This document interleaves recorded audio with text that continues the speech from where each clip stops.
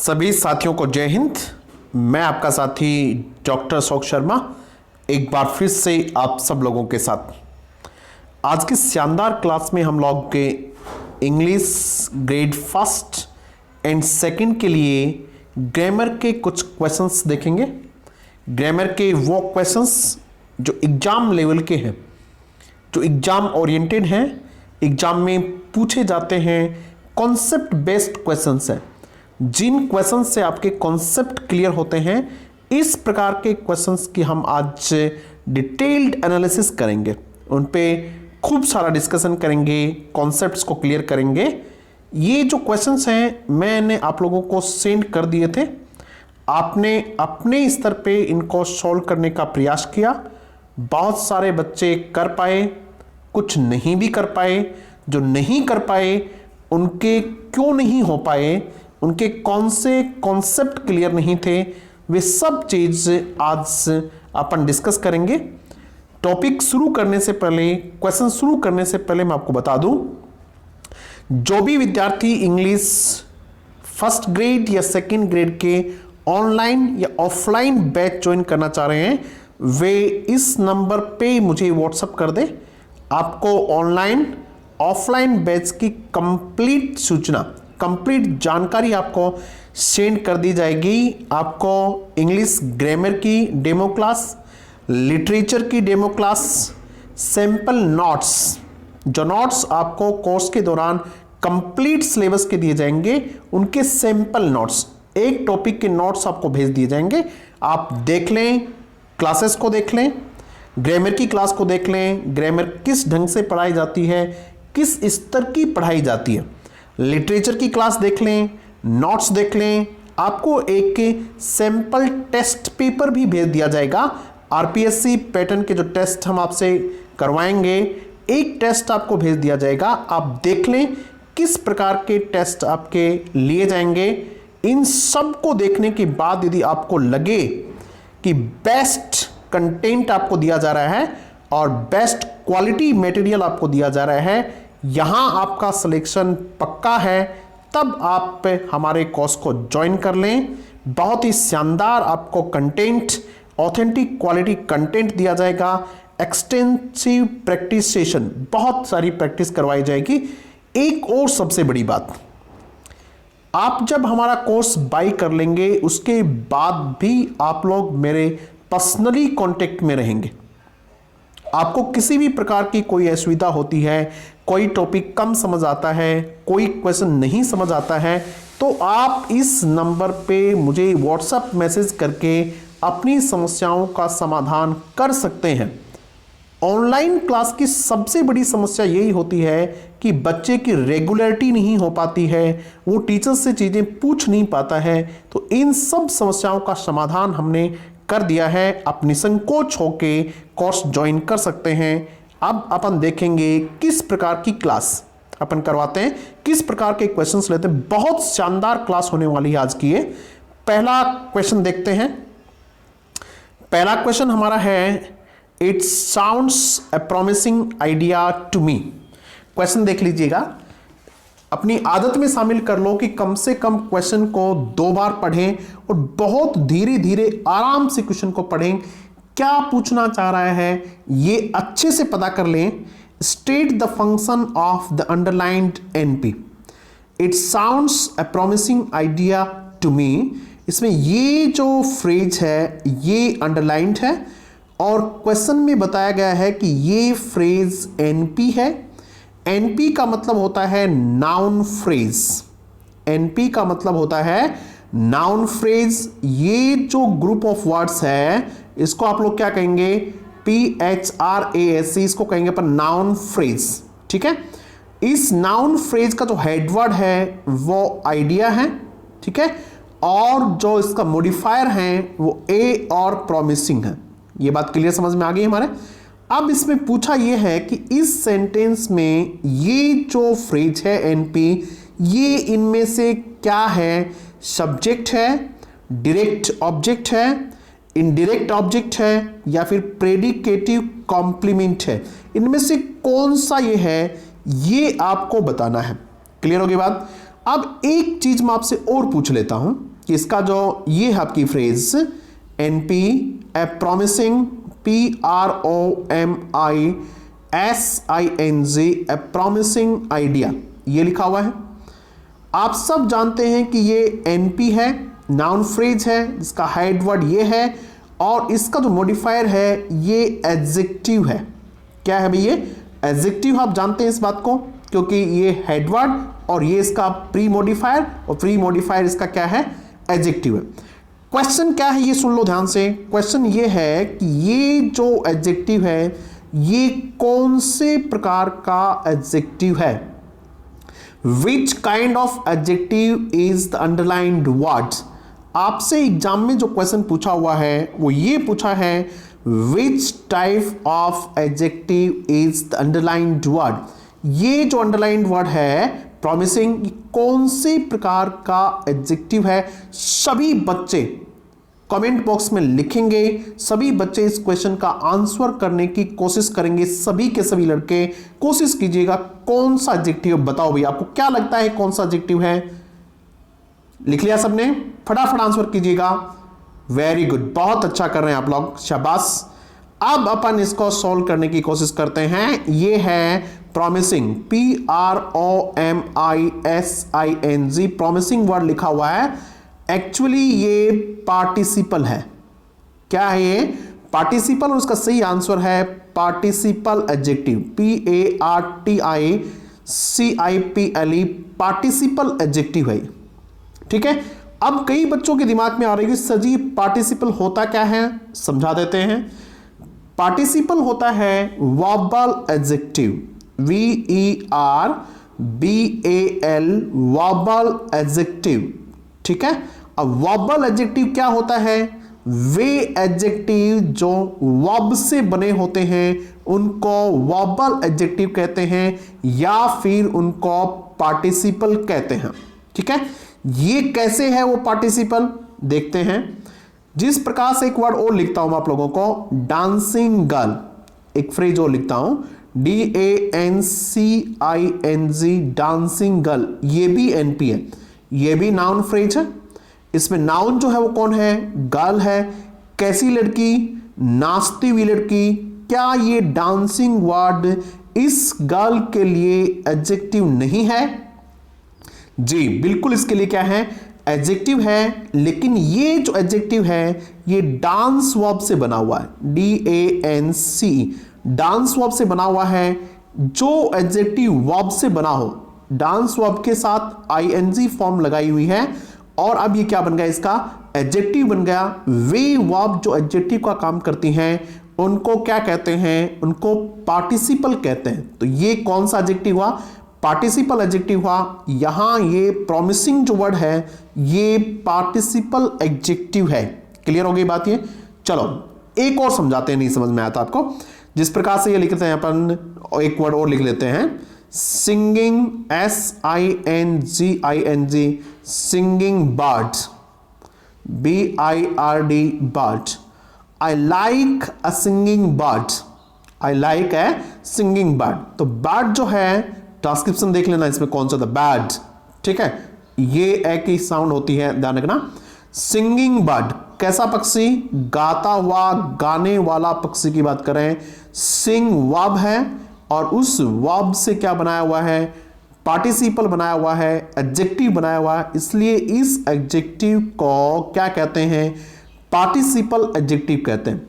Interesting idea, amazing question, एक word और लिखते हैं, देखो, AMAZING, amazing question, QUESTION, cheeky sound होती है इसमें, ध्यान रखना, फोनेटिक्स का बड़ा इश्यू रहेगा।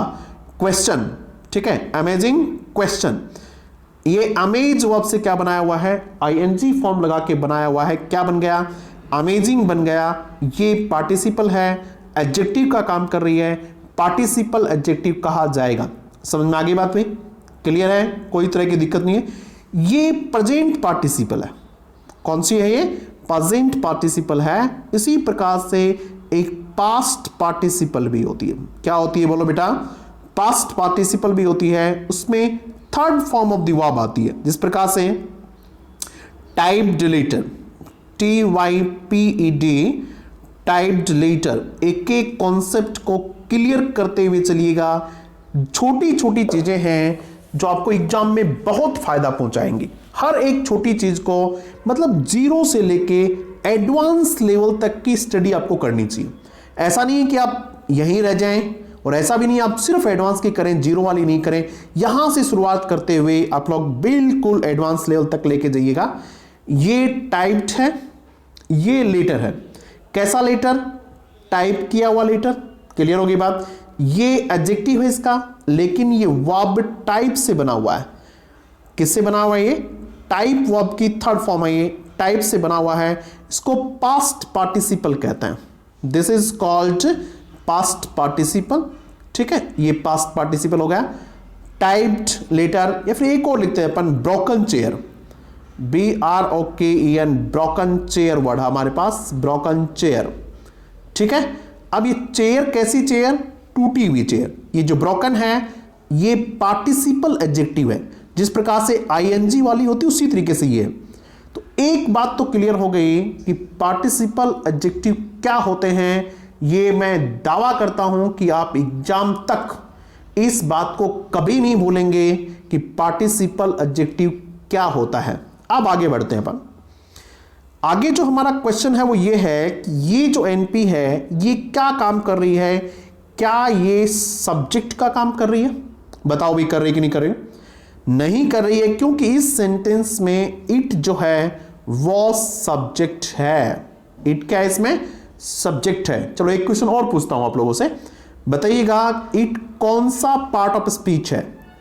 फटाफट लिख दो, इट कौन सा पार्ट ऑफ स्पीच है? सभी लोग बिल्कुल पूरी ऊर्जा के साथ, पूरे एक्टिव होके क्लास में रहेंगे। ऐसे नहीं कि बिल्कुल आलस्य में बैठे हैं, ऐसा नहीं। पूरी ऊर्जा के साथ क्लास में रहेंगे, चीजों को समझने के मकसद से क्लास में बैठेंगे। ऐसे कोई बच्चा टाइम पास करने के लिए क्लास में नहीं आए, कोई आवश्यकता नहीं है ऐसे बच्चों की। Because I want to get result, I want to get result. हमें रिजल्ट चाहिए, और रिजल्ट वही बच्चे दे सकते हैं जो पूरे मन से, पूरी ताकत से, पूरे जिद से अपनी तैयारी करते हैं। इट कौन सा पार्ट ऑफ स्पीच है? बताओ फटाफट। इट प्रोनाउन है। क्या है यहां? प्रोनाउन। शाबाश, इट क्या है? प्रोनाउन। क्लियर हो गई बात? आगे बढ़ते हैं। इसका मतलब क्या नहीं है? सब्जेक्ट नहीं है। तो क्या है? डायरेक्ट ऑब्जेक्ट है, इनडायरेक्ट ऑब्जेक्ट है, या फिर प्रेडिकेटिव कॉम्प्लीमेंट है। इनमें से कौन सा है? ये चीजें कहां तय होती हैं? ये कौन ज्यादा तय करता है? ये जो पैटर्न तय होते हैं ये बेसिकली वर्ब से तय होते हैं। इसीलिए आपकी एग्जाम में पैटर्न वाला टॉपिक है, उसका नाम दिया हुआ है वर्ब पैटर्न। क्या नाम दिया हुआ है? Verb pattern. इसको वर्ब पैटर्न भी कहते हैं, इसको SPOCA भी कह सकते हैं। क्या कह सकते हैं? SPOCA, SVOCA भी लिखा हुआ मिल सकता है। जब पैटर्न की बात आएगी तो ये पैटर्न हो सकता है। ऐसे पूछ सकते हैं, वी वर्ब, P प्रेडिकेटर, ये भी पूछ सकते हैं, और सीधा सीधा वर्ब पैटर्न भी हो सकता है। तो आपको पैटर्न का जब पता करना होता है तो आपकी वर्ब का जो कॉन्सेप्ट है वो बिल्कुल क्लियर होना चाहिए। देखिएगा यहां ये जो वर्ब है, इस वर्ब से तय होगा कि आगे वाला पार्ट क्या होगा। कैसे? मैं बताता हूं आपको। जिस तरह से एक सेंटेंस है, आई रॉट अ लेटर। क्या लिखा भाई हमने? आई रॉट अ लेटर लिखा। ये वर्ब किस प्रकार की है बताइएगा? ये जो वर्ब है ये एक्सटेंसिव वर्ब है, EXTENSIV, एक्सटेंसिव वर्ब है। एक्सटेंसिव वर्ब के पार्ट होते हैं transitive verb, TRAN, transitive verb या ट्रांजिटिव कह दो, या इंट्रांजिटिव। ये जो वर्ब है ये ट्रांजिटिव वर्ब है। ठीक है, ट्रांजिटिव वर्ब का मतलब ये होता है कि इसके बाद क्या आएगा? ऑब्जेक्ट आएगा, और इसका मतलब ये तय हो गया कि ये लेटर है, ये क्या है? ऑब्जेक्ट है इसका। समझ में आ गई बात? ये वर्ब से तय होता है, यानी वर्ब पे आपकी पकड़ ठीक होनी चाहिए, वर्ब का आपका कॉन्सेप्ट ठीक होना चाहिए। उसके बाद देखिए एक लेटर और लिखते हैं, एक सेंटेंस लिखते हैं, आई वेंट टू जयपुर। ध्यान से समझो बेटा, आई वेंट टू जयपुर। बताइए ये वर्ब किस प्रकार की है? Went verb. वेंट वर्ब से व्हाट से क्वेश्चन कीजिएगा, कुछ आंसर आता है क्या? नहीं आता है। व्हाट इन क्या, क्या गए, नहीं आता है। इसका मतलब ये वर्ब कैसी है? इंट्रांजिटिव वर्ब है, इसके साथ ऑब्जेक्ट नहीं आ सकता, यानी ये ऑब्जेक्ट नहीं हो सकता। समझ में आ गई बात? तो ये जो वर्ब है ये किस प्रकार की वर्ब है ये हमें पता करना है। ये जो वर्ब है ये इंटेंसिव वर्ब है। INTENSIV किस प्रकार की वर्ब है बताओ बेटा? ये इंटेंसिव वर्ब है जो सब्जेक्ट को इंटेंसिफाई करती है, यानी इसका वर्ब क्या आगे है उस पे ध्यान नहीं है, वर्ब से आगे के पार्ट पे ध्यान नहीं होता है, ये सब्जेक्ट को ही इंटेंसिफाई करती है। इंटेंसिव वर्ब का एक दूसरा नाम होता है कॉपुला, COPULA, कॉपुला। इसको कॉपुलर वर्ब भी कहते हैं, COPULAR, कॉपुलर वर्ब भी कहते हैं। इसको लिंकिंग वर्ब भी कहते हैं, LINKING, इसको लिंकिंग वर्ब भी कहते हैं।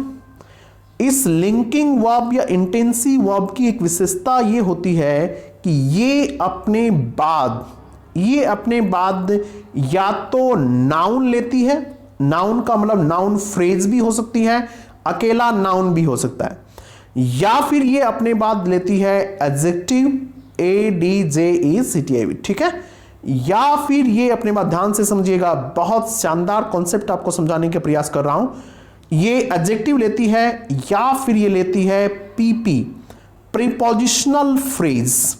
इसके बाद लिंकिंग वर्ब, कॉपुला या फिर इंटेंसिव वर्ब के बाद ये तीन ही स्ट्रक्चर बनती हैं, इसके अलावा कोई स्ट्रक्चर बनती ही नहीं है।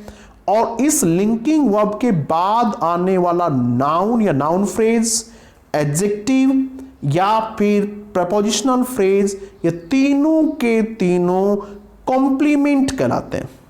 क्या कहलाते हैं? कॉम्प्लीमेंट कहलाते हैं, यानी लिंकिंग वर्ब अपने बाद कॉम्प्लीमेंट लेती है। क्या लेती है बेटा? कॉम्प्लीमेंट लेती है। थोड़ा समझिएगा ये वर्ब होती क्या है। इसमें बी वर्ब हो सकती हैं। कैसे? ही इज या फिर ही इज अ टीचर, ये लिखा हुआ है, ही इज अ टीचर। देखिएगा, आप वर्ब पे फोकस कीजिएगा।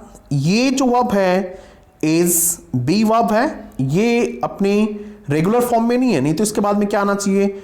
ING फॉर्म आनी चाहिए।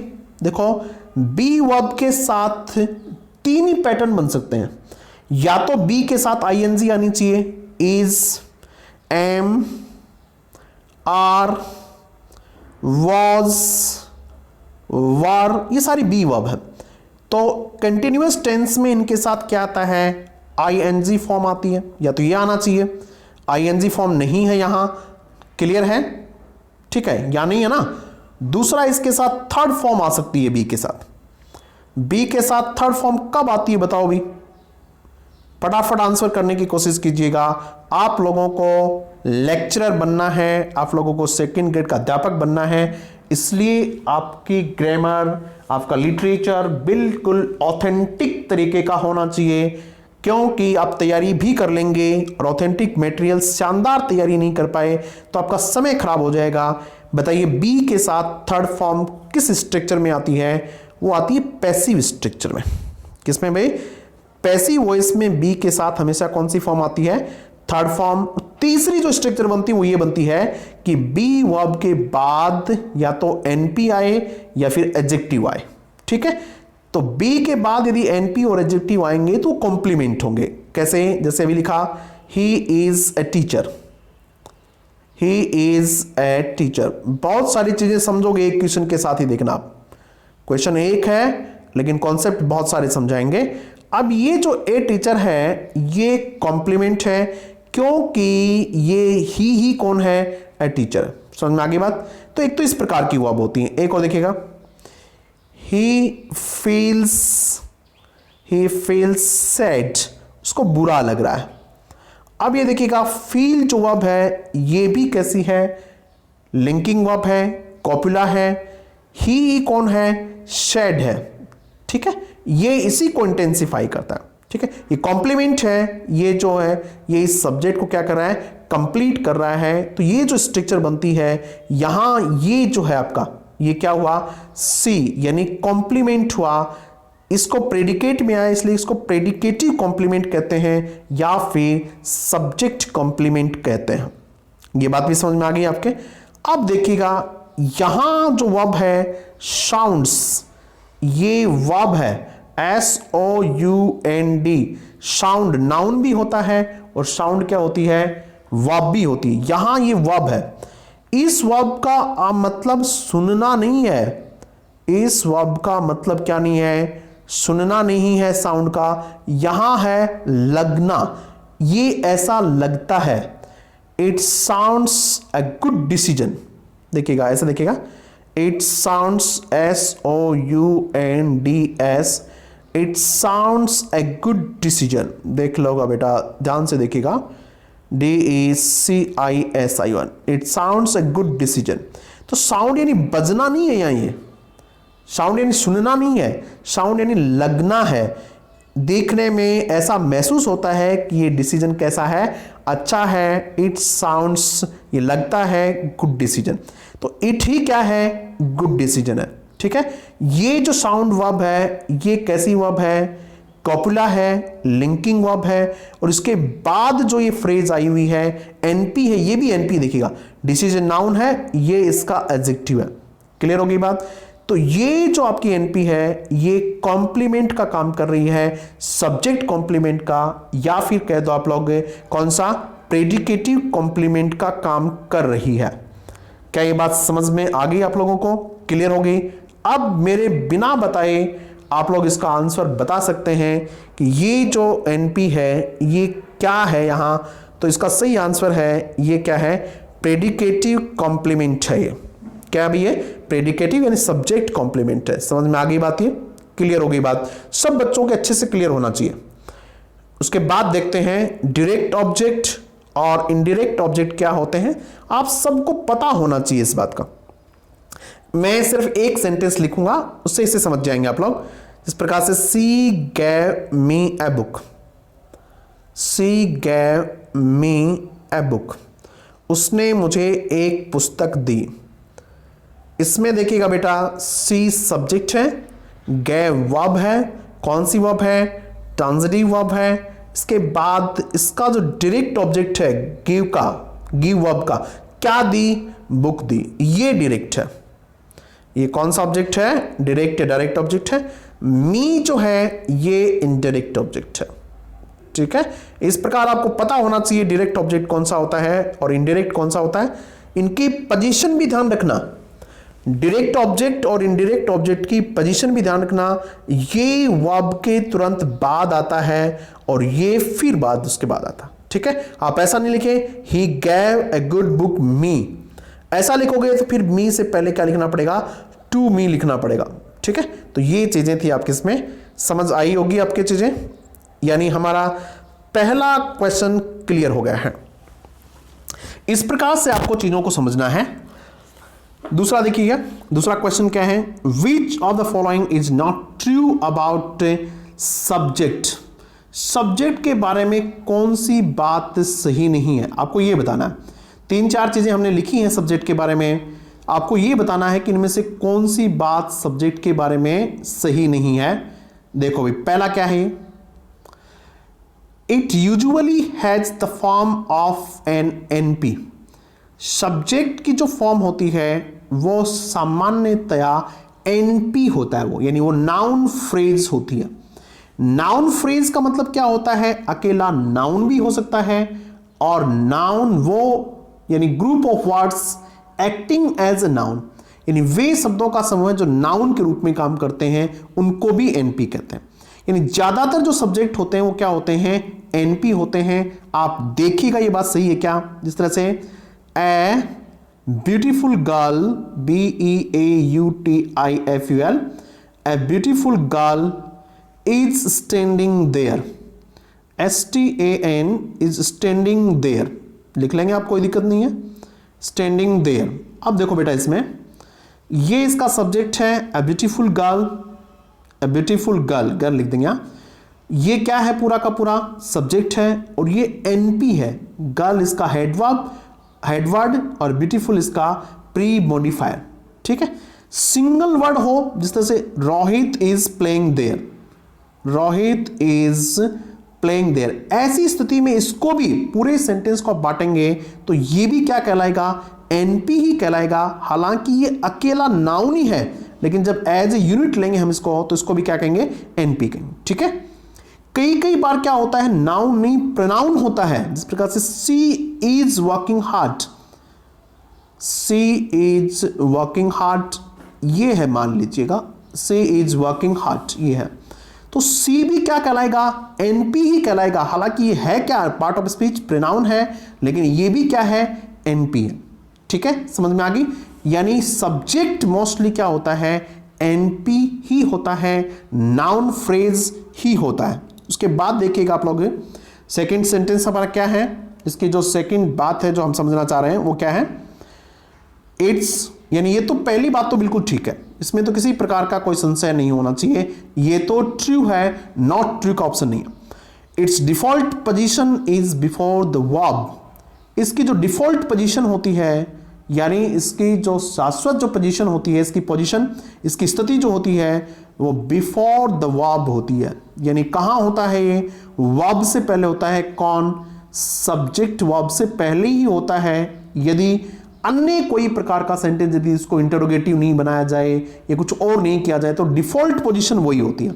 कैसे, देखो, I am working hard, I am working hard, क्या चीजें समझ आ रही हैं बेटा, बोलेगा समझ आ रही हो तो। ये क्या है इसमें, आई एम वर्किंग हार्ड, ये इसकी वर्बल फ्रेज है, यानी वर्ब है, और उससे पहले इसकी पोजीशन है, तो बिफोर द वर्ब होती है इसकी पोजीशन। सिंपल जितने भी सेंटेंसेस आपको मिलेंगे, स्टेटमेंट्स मिलेंगे, उनमें सब्जेक्ट की पोजीशन वर्ब से पहले ही होती है। ये बात बिल्कुल क्या है, सही है। देखो चीजें हमें सब आती थी, लेकिन इस प्रकार से जब क्वेश्चन आएंगे तो हम कंफ्यूज हो जाते हैं। ये बात क्लियर हो गई हमारे। उसके बाद तीसरा जो पॉइंट है वो देख लीजिएगा, इसका क्या पॉइंट कहना चाह रहा है ये। इन इंटरोगेटिव क्लॉजेज, प्रश्नवाचक जो क्लॉजेज हैं, its position is just after the auxiliary verb, प्रश्नवाचक जो होते हैं उनमें इसकी पोजीशन ऑक्सिलरी वर्ब के तुरंत बाद होती है। एक क्वेश्चन बना के देखते हैं, इंटरोगेटिव क्लॉज लिख के देखते हैं। आर यू वर्किंग हार्ड, या फिर आर यू गोइंग देयर, क्या आप वहां जा रहे हैं, are you going there, question mark लगा देते हैं। ये क्या है, ऑक्सिलरी, और इसके तुरंत बाद में किसकी पोजीशन है, बताइए भाई, सब्जेक्ट की पोजीशन है। इसका मतलब ये बात बिल्कुल सही है कि इंटरोगेटिव क्लॉज में सब्जेक्ट की जो पोजीशन होती है वो किसके बाद होती है, just after the auxiliary verb होती है। ये भी समझ आ गया। चलो भाई, अगर हम इसको WH वर्ड से लिखेंगे तब भी यही है। मानो ये ऐसा है, why are you going to Jaipur, मानो ये सेंटेंस है ना, why are you going to Jaipur. अब देख लो इसकी पोजीशन कहां है। देखो भाई, इसको छोड़ो, ये क्या है, ऑक्सिलरी है, और इसके तुरंत बाद में इसकी पोजीशन है। यानी इंटरोगेटिव सेंटेंस में भी इसकी पोजीशन जो होती है वो कहां होती है, ऑक्सिलरी वर्ब के तुरंत बाद होती है। यानी ये बात भी बिल्कुल सही है। अब आते हैं अपन किसमें, डी ऑप्शन में। इन इंटरोगेटिव क्लॉजेज इट कौन सब्जेक्ट प्रीसीड्स, पहले आता है the auxiliary verb, auxiliary verb से पहले आता है, ऑक्सिलरी वर्ब से पहले आता है are you going to Jaipur. देख लीजिएगा, सेंटेंस बना के देख लीजिएगा, are you going to Jaipur, क्या पहले आ रहा है, क्या नहीं आ रहा है, कहां आ रहा है, बाद में आ रहा है। इसका मतलब ये जो स्टेटमेंट है ये सही नहीं है। सही क्या होना चाहिए था, in interrogative clauses it succeeds, succeeds यानी इसके बाद, ठीक है, it succeed the auxiliary verb, auxiliary verb के बाद आता है, जैसा कि हमने यहां लिखा हुआ है। इसका मतलब ये स्टेटमेंट इसका सही नहीं है। देखिएगा कितने अच्छे ढंग से आपको कॉन्सेप्ट क्लियर करने हैं, एक एक वर्ड को ठीक ढंग से समझना है। उसके बाद देखिएगा तीसरा जो हमारा क्वेश्चन है उसको भी ठीक से समझिएगा। इट स्मेल्स हेवनली, बहुत ही अच्छा क्वेश्चन है। शायद कल ही दिया होगा मैंने आप लोगों को एक क्वेश्चन, कल ही सेंड किया होगा। आप सब लोगों ने इसका आंसर भी किया, लेकिन दुख की बात है ज्यादातर बच्चों ने इसका आंसर क्या कर दिया, गलत कर दिया, क्योंकि न तो उनके पार्ट ऑफ स्पीच क्लियर हैं और न ही उनका वर्ब पैटर्न क्लियर है। देखिएगा दैट क्या है इसमें, दैट सब्जेक्ट है, दैट स्मेल्स नहीं, दैट सब्जेक्ट है, यानी ये किसी मानो कोई फ्लावर वगैरह है उसके लिए क्या है दैट। ये स्मेल्स, स्मेल यहां वर्ब है। हेवनली, जो हेवनली वर्ड होता है ये एडजेक्टिव होता है। क्या होता है, एडजेक्टिव होता है। बहुत सारे बच्चों ने तो इसको एडवर्ब मान लिया। क्या मान लिया बेटा, एडवर्ब मान लिया और इसका पैटर्न लिख दिया SVA। 90% बच्चों ने इसका आंसर SVA लिखा है। 90% देख लो आप, बहुत बड़ी संख्या है। 90% बच्चों ने, आप में से भी ज्यादातर बच्चों ने A लिखा था, और उस A लिखने की वजह क्या है, आपको हेवनली क्या लगी, एडवर्ब लगी, जबकि हेवनली एडवर्ब नहीं है, हेवनली एडजेक्टिव है। जानबूझ के एग्जाम में LY वाला वर्ड पूछेंगे कि LY से बच्चे को लगता है कि सर ये तो एडवर्ब है, जैसे केयरफुली है, ऑनेस्टली है, ठीक है, फॉर्चुनेटली है। तो हमने तो LY अभी तक क्या पढ़ा था, एडवर्ब पढ़ा था। आपको ध्यान हो 2013 में या फिर 11 में, मुझे ठीक से याद नहीं आ रहा है, एक बार पूछा था फ्रेंडली, FRIENDLY। क्या पूछा था, फ्रेंडली पूछा था कि फ्रेंडली कौन सा पार्ट ऑफ स्पीच है, फ्रेंडली बिहेवियर था या फिर आगे क्या था, फ्रेंडली बिहेवियर। तो कई बच्चों ने LY सोच के क्या भर दिया, उसको एडवर्ब लिख दिया, जबकि एडवर्ब नहीं, क्या है, एडजेक्टिव है। क्या है, एडजेक्टिव है। एक बार और लिखता हूं आप लोगों के लिए, लॉनली, LONELY, लॉनली, LY है लेकिन ये भी क्या है, एडजेक्टिव है। Homely, HOMELY। अरे नोट कर लीजिएगा बेटा, कहीं न कहीं एग्जाम में कोई न कोई इनमें से पूछ लिया जाएगा और बाद में दिक्कत हो जाएगी। ये भी क्या है, एडजेक्टिव है। Homely atmosphere, homely atmosphere, comfortable atmosphere के लिए एटमॉस्फियर नाउन होता है, होमली इसका एडजेक्टिव होता है। चीजें समझ आ रही हैं? तो ये आपका सब्जेक्ट, ये वर्ब, और ये क्या है, एडजेक्टिव, और इस वर्ब के बाद ये एडजेक्टिव है, ये कॉम्प्लीमेंट कहलाता है। और यहां जो स्मेल वर्ब है, ये स्मेल वर्ब भी जो मैंने पहले क्वेश्चन में जिस प्रकार की वर्ब आपको बताई थी, बिल्कुल उसी प्रकार की वर्ब है ये, ठीक है। इसके बाद कोई ऑब्जेक्ट नहीं आता है, ठीक है, क्योंकि ये इंटेंसिटिव वर्ब है। समझ में आ गई बात इसके? तो ये भी उसी प्रकार की वर्ब है जो अपने बाद क्या ले रही है, एडजेक्टिव ले रही है, और ये एडजेक्टिव क्या कहलाएगा, कॉम्प्लीमेंट कहलाएगा, ठीक है। एक और देख लीजिएगा, द रोज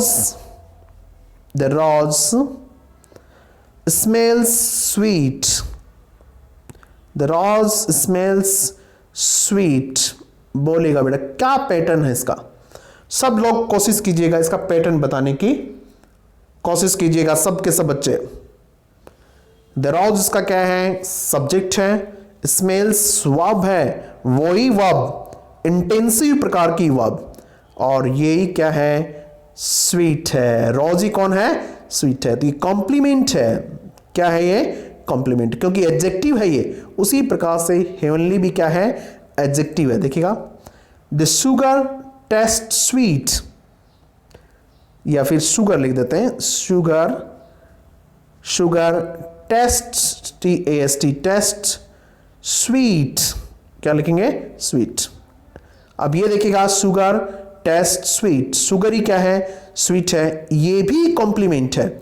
इस प्रकार की जो स्ट्रक्चर होती हैं वो SPC या फिर उसको क्या कह सकते हैं, SVC कह सकते हैं। ये इस प्रकार का पैटर्न होता है। आपसे पूछा था आइडेंटिफाई द पैटर्न, क्या आप समझ में आ गई? इस क्वेश्चन को ऐसे भी पूछ सकते थे, सिर्फ इसको अंडरलाइन कर देते कि which part of speech is the underlined word, कौन सा पार्ट ऑफ स्पीच है। अभी भी बहुत सारे बच्चों को लग रहा होगा नहीं सर ये तो क्या है, एडवर्ब है, क्या पता आप हमें क्या पढ़ा रहे हो, कहीं ऐसा तो नहीं है कि हमें गलत बता दिया हो कि एडवर्ब को आपने एडजेक्टिव बता दिया हो। नहीं बेटा, आप डिक्शनरी में खोजिएगा और इस हेवनली वर्ड को देखोगे तो उसके सामने स्पष्ट लिखा होता है कि ये एडजेक्टिव है। क्लियर हो गई? देखो कौन सा पैटर्न है। सही आंसर क्या है इसका, SVC, सी इसका सही आंसर है। इस प्रकार से हमने बहुत शानदार क्लास का समापन किया। यदि क्लास आपको ठीक लगी हो तो अपने साथियों के साथ जरूर से जरूर साझा कीजिएगा। पहली बार चैनल पे आए हो तो सब्सक्राइब जरूर कर लीजिएगा। Thank you very much.